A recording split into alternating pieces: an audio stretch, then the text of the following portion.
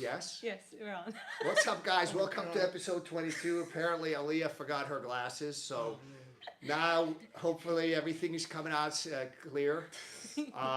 So, guys, we have a bunch of topics. As you know, the live topics take priority, but let's talk about some of them. So, one of the topics that has been requested is sort of, uh, you know, how do you transition from five finger guillotine versus Ezekiel versus regular guillotine. The reality is, once you start playing with the Ezekiel, NoGi Ezekiel, or you could do it with the gi too, but um, actually, the interesting thing is usually if I go a regular guillotine versus five finger guillotine, it's hard to switch between one and the other. They don't, because it's such a major regrip that you would lose it.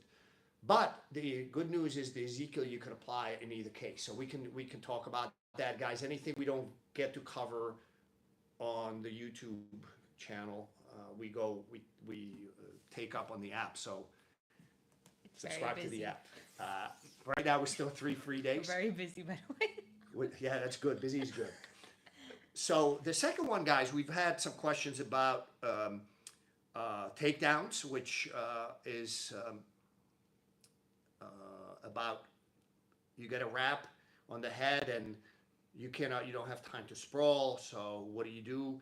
Can you switch from a guillotine to five finger guillotine? You cannot. It's just too much and you will lose everything. But that brings us to the topic that I wanted to cover for you is a backup plan.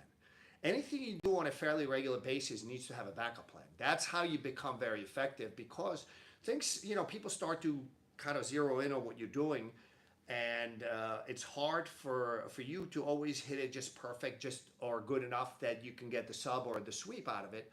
But there is always a backup plan that you should make something positive happen out of that sequence. The third topic, which I don't think we're going to get to, is kind of very important to always, when you're rolling, which shoulder do you brace your neck with? That's a very important topic.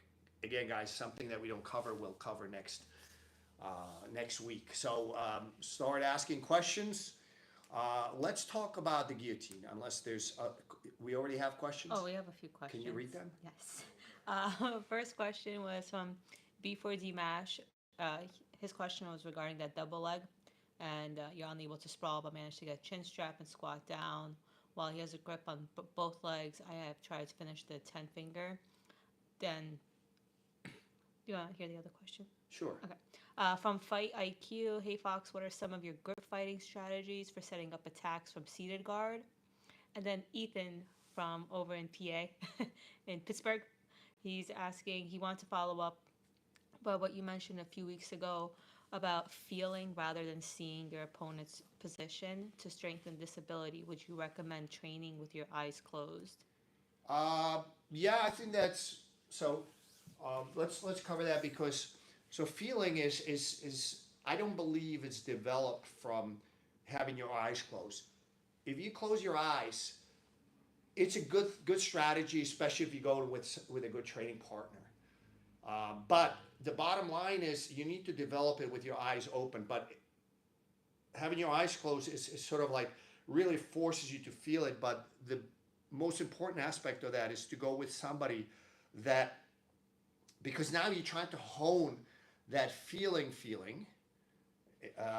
versus actually reacting visually. And so you might be missing things, and you want to make sure it's somebody that doesn't rip your arm off when you make a mistake.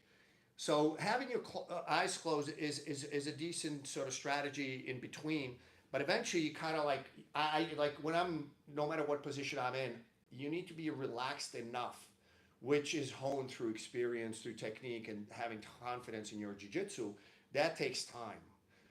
That I can feel like, okay, he's gonna do this, or when I'm applying pressure, I feel like, okay, he's mentally switching to defending this position. Now it's time for me to move. So it's a very important aspect of jiu-jitsu. You need to develop, start playing with your eyes closed so you can kind of develop that feeling. That is a good way, but eventually you're going to have to do it with your eyes open, but have enough presence of the mind that you're not panicking or like this, 280-pound guy coming at you and you can't feel. You need to develop that feeling to a point where you can feel what is open, what is available, what is he giving you, when he's coming at you hard, with your eyes open. Eventually, that's sort of the end goal. But training, don't train you don't train like that every day. You need to choose the right people to do this with your eyes closed. But that's a sort of a good interim step to play around with that aspect. So let's go with the question about, this goes to the backup plan. So the question is, he comes in, you get a guillotine wrap. So I do not squat. Avoid this. This actually now, so when he's coming in and I can no longer sprawl and I didn't hit the guillotine, do not squat, because now you're not only not going to get the initial technique, but now your backup plan is out the window too. Because basically by squatting, I'm too short, so that way now if he comes in, he's going straight up. Yeah, this is going to wind up badly for you. Okay? So, yeah, you saw what I did with the legs there. I'm not quite sure if it would help me, but I'm trying to make lemonade out of lemons. But anytime, so the guy comes in and he's controlling both my legs, that I cannot sprawl. Notice what's happening to my hands. This is the backup plan. So immediately I'm already thinking cement mixing. This is one of the reasons I use the shallow guillotine that we've talked about it. There's many benefits to it. I control both carotids and it's easy to get to because it's shallow. But one of the things is I can cement mix either direction depending on how your opponent is reacting. But the minute I'm feeling that this is happening, right? I'm thinking cement mix. Both my hands. I don't know if you can see them poking out. Both my hands, because now what's going to happen, there's high probability he's going to clear my legs. So as he's coming in, I can cement mix him either side. Okay? That is a very important aspect. That is very important plan B. The best part about it, we'll come back to it either on YouTube or the app. A lot of times when my legs are cleared, I can switch. So I can switch to a NoGi Ezekiel, which I like to refer to it as Iron Fist guys, humor me. What do you like better, NoGi Ezekiel or Iron Fist? The best part is I can transition into an Iron Fist from a regular guillotine, 5-finger guillotine, and the best part about it is there is no Von Flu. So I can always I cannot transition from a regular guillotine to 5-finger guillotine. Body positioning is very different. By the time I make the switch, your hand is going to get caught. It's not going to happen. That said, the Iron Fist switch is very, very simple depending. So my body positioning is the same. Okay? That's the most important aspect. It's not even the hands switching. It's the body positioning. So for a regular guillotine, this is what I'm looking at. For a 5-finger guillotine, I back off, right? That's where things go awry. So we come back to it. But anytime I get this and I feel like he's going to control both my legs, yeah, I'm going down and I'm already, I can go either way. So right now, Keon's giving me this direction. So whichever direction I feel is going to be easier, make sure his head does not pop out, guys. This is one of the most important aspects of guillotining people. So that's my backup plan is to either hit him, the cement mix. That's one of the most important aspects. Again, guys, you do not cement mix at the armpit, at the shoulder. You cement mix at the elbow. That way you could do it to a pretty large and strong person.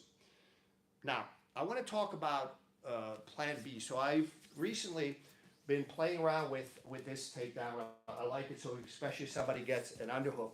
His head, so right now, this is not a great position for me, but I like this takedown.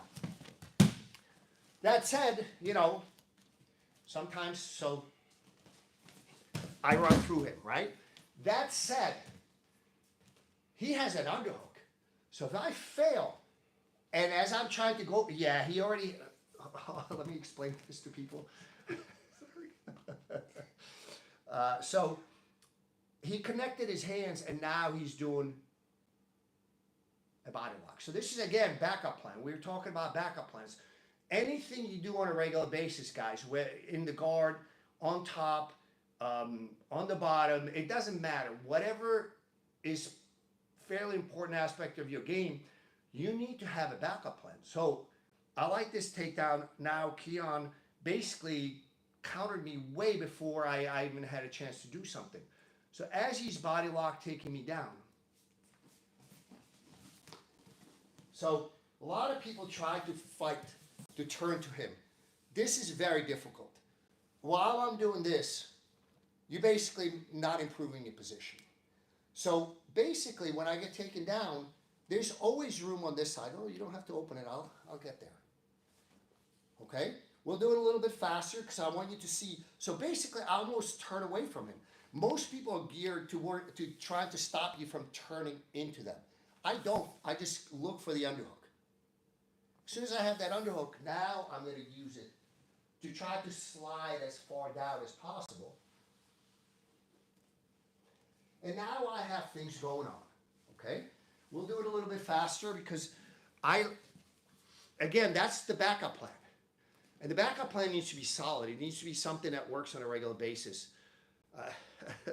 Allow me to vent. So on one of the videos, I think with the dump sweep, right? Somebody commented, oh, that might work on a white belt. There's videos, plenty of videos on YouTube. Gordon Ryan has done it to world-class black belts. One of my really good black belts, Enrique, has done it to some really good black belts in competition. So don't be so arrogant and ignorant. If you don't know, keep your mouth shut. There's a saying, speaking is silver, silence is golden. Sometimes if you know, guys, not everybody needs to know what you're thinking. Maybe quite contrary. Or there's also a saying, I forget how it goes. It's something like, to the effect is like, better be quiet and let them think, let them not know that you're a fool rather than open your mouth and confirm that you are a fool. We just lost a viewer. That's okay. Guys, if you're that arrogant and ignorant, you really don't need to watch this. It's okay. So again, let's look at this. So watch this hand. So as he gets an underhook and puts his head, this is not going to happen. I'm already leaning backwards. He connects his hands almost, pretty much. So as I'm going down, I'm looking for this. I'm staying on my side, turning away from him. What is he going to do now? He needs to make adjustments. Yeah, that's okay. If he backs away, I'm back in, baby.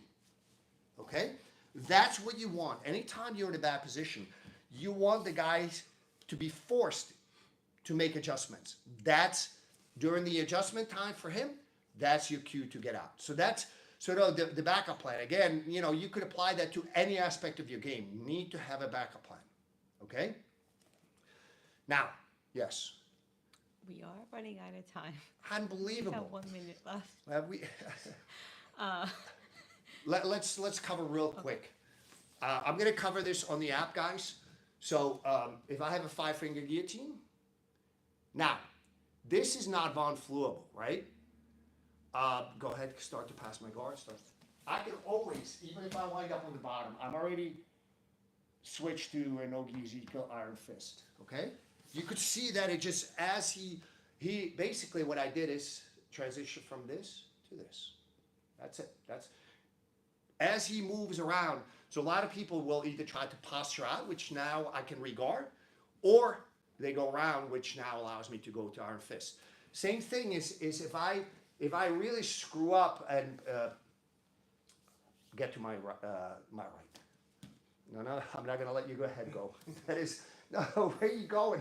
Get to my right. I'm giving you, this is my right. Your left. Oh yeah, I need, so as he's coming, he's clearing, I already switched to an iron fist. So basically, the idea is that at any point in time, you can go from a regular guillotine to iron fist. You can go from 5-finger, 10 finger? Yeah. 5 finger? I forgot what. Whatever you call it. So I can go, either one of those, I can transition into the iron fist. But you cannot it's going to be very difficult for you to transition from this to this. Because you need to kind of back off, and that's when everything falls apart. Yes, last question. We had a lot of good mornings. Just that was one. But we had Terrace Elliott for the scarf escape. How do I get my legs in? I can always get my arm frame, and have great control of upper body defense, but I struggle with getting my knee frames and legs inside. No, you got to arch. So let's go. Scarf. Yeah. The first thing I do is this. Yeah. It's okay. It's not going to be that violent, but basically, if I arch, you can lift somebody pretty strong, and that's now I decide, how do I respond? It depends on their reaction, but that is the most important aspect. I know we've covered that. There is a video somewhere on YouTube. We've covered sort of scarf hold escape, but there's basically 3 or 4 things you could do. One of them is to get the hook in. One of them is to get the knee underneath and go for their back. One of them is to put them in an ugly triangle. But if you have none of them, if they're open, take them. If none of them are open, arch, put their head on the floor behind you, and depending on their reaction, you hit one of the other 3. Okay, guys, listen, I'm a week from, my check camp starts in about 10 days, so I look forward to seeing some of you there. And then my Sicily camp starts in a little bit, 4.5 weeks. I'm looking forward to seeing some of you there.